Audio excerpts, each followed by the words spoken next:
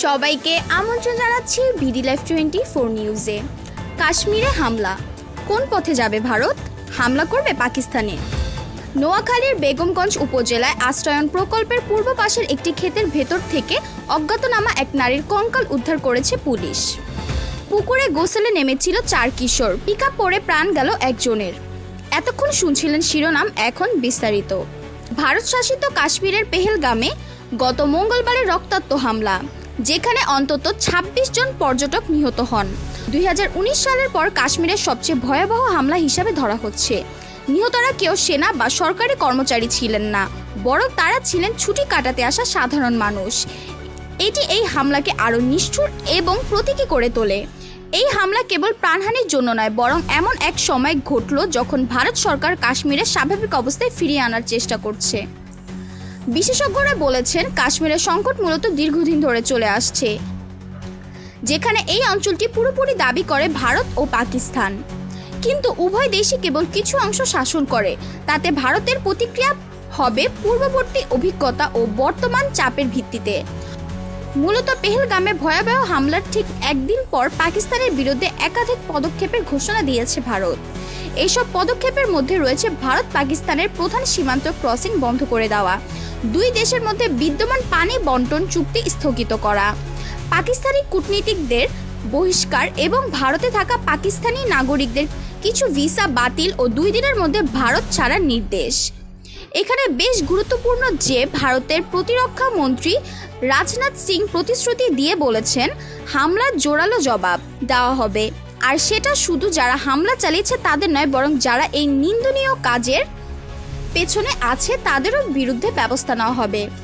বুধবার 23 এপ্রিল সন্ধ্যায় উপজেলার আমান উল্লাহপুর ইউনিয়নের কাছিহাটা এলাকা থেকে কঙ্কালটি উদ্ধার করা হয়।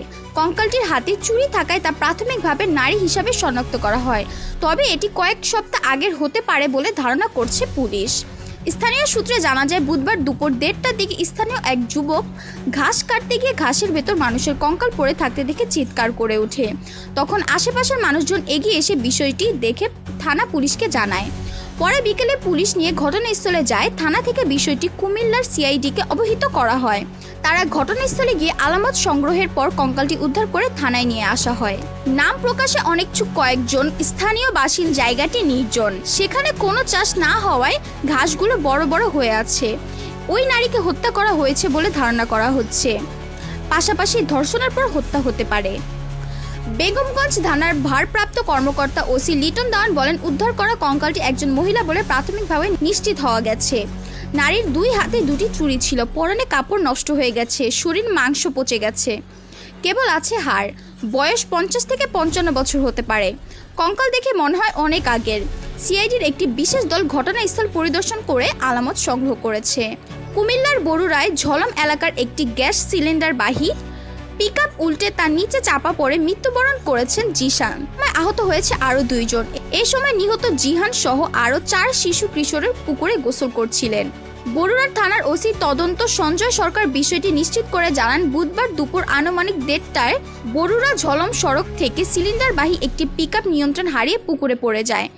ওই পিকআপের নিচে চাপা পড়ে গোসলিত এক কিশোরের মৃত্যু হয়েছে। নিহত জিশান ওই এলাকার ফারুক হোসেনের ছেলে। ওই সময় একই গ্রামের আক্তার হোসেনের ছেলে মেহেদি হাসান 11, মাসুদ আলমের ছেলে মাহফুজ আলম 8 আহত হয়। ওই সময় পুকুরের মাঝখানে থাকা রাফি নামের এক কিশোর বেঁচে যায়। আহত মেহেদি হাসানের বাবা আক্তার হোসেন জানান, তারা 4 কিশোর পুকুরে গোসল করছিল। এই সময় খালি সিলিন্ডারবাহী একটি পিকআপ পুকুরের পাশের রাস্তা দিয়ে যাবার সময় উল্টে পুকুরে পড়ে যায়। পিকআপ ও সিলিন্ডারের নিচে চাপা পড়ে জিশানের মৃত্যু হয়। সৌভাগ্যক্রমে বাকি 2 জন বেঁচে গেছে। দুর্ঘটনা খবর পেয়ে ফায়ার সার্ভিসের সদস্যরা উদ্ধার করেন। বরুড়া থানার ওসি তদন্ত সঞ্জয় সরকার জানান, বরুড়া বাজার থেকে একটি পিকআপ ঝলম বাজারে দিকে যাচ্ছিল। আমি যতটুকু দেখেছি রাস্তা কিছুটা ভাঙা ছিল, তবে চালকের অসতর্কতার কারণে দুর্ঘটনাটা হয়েছে বলে প্রাথমিকভাবে ধারণা করছি, অথবা পিকআপটির ব্রেক ফেলও হয়ে থাকতে পারে। আমরা বিষয়টি তদন্ত করে দেখছি। আমাদের নিউজগুলো যদি আপনাদের ভালো লেগে থাকে, আপনার মূল্যবান মন্তব্য আমাদের কমেন্ট বক্সে জানিয়ে দিবেন। এতক্ষণ আপনার সাথে ছিলাম আমি সিথিয়া।